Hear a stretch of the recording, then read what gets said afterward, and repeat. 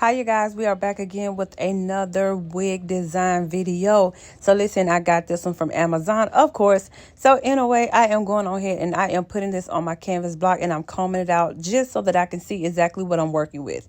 So I'm going in with my single blade Darko razor comb because I need to go ahead and shave this down. This is going to make or break the look.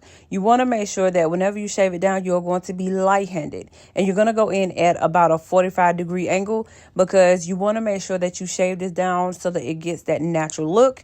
And also be careful around the perimeter at the bottom because you will cut some of that hair off. And honestly, with this hair, you cannot find a lot of hair inside the beauty supply store that can match. Even if you did cut some of this off and you made a mistake, you're probably going to have to it won't really be much you could do with it, but you will have to definitely replace some tracks if you mess up when you are shaving this down. So I have to mold it down now because I want to make sure that that I get a good quality. So whenever you mold the hair down, honestly, it makes your styling process so much more easier. Even if you're working on a client, it's nothing no different when you are working on a wig. So now I'm going to pull that hair out at a 90 degree. And for all of my people who are asking about cutting, and I'm giving you little tricks here. So whenever you are cutting hair and you pull it out from the head, you are going to get layers. When you pull it out at a 90 degree, you are going to get a lot of layers.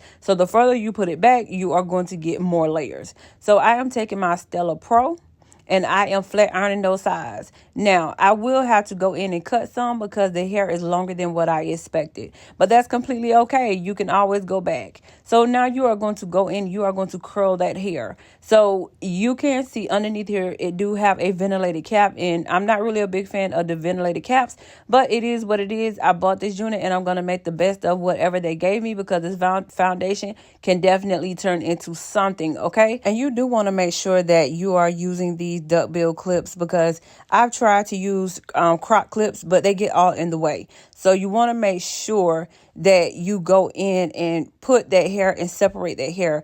And separating the hair is one of those most important things that you can do whenever you are curling because you don't want to have any big gaps and you want to make sure that you are sectioning properly because it will play a big part, especially when you are using a ventilated cap. You have gaps in between. So you really don't have a lot of room to mess up. But you are going to take your time now and you are going to bump the back of the hair. So whenever I do this, I'm always keeping in mind where I want to start those curls.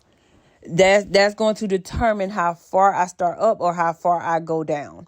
So yeah, so you are going to go ahead and curl that and use your rat tail comb to do this because it's going to make your life a whole lot more easier whenever you are using a rat tail comb to to separate the hair and curl it. That's just what it is. So I am now curling the top. So I'm still using my Stella Pro iron. Now, as I progress and the length get longer, I do go in and use my curling irons. And this is going to give me a really, really nice curl. And like I tell you guys, whenever you are using curlers, you're going to get the perfect curl every single time. So whenever you are curling, you want to make sure that you have enough hair. Now, you will have to be careful with gray because if your curling irons are too high, it will put like a burnt mark on there. So you want to be careful with gray, especially when it's pre-colored like this.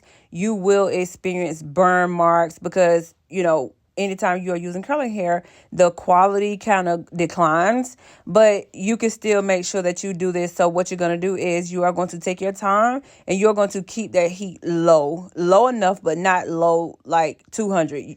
Just don't max it out and burn the hair. So I am using my Andy's T outliners, and you can get these on Amazon, and I will link them. And all you're going to do is go in and give that unit a taper, and this is going to give it a more clean look. It's going to look more customized whenever you put this on here because not all wigs are getting, custom lineups, but I like to implement it into my wig design world because it just gives it a clean look every single time. So in the front here, I am going to go ahead and even this hair up. Now, this is the tracks are longer in the front than what I expect.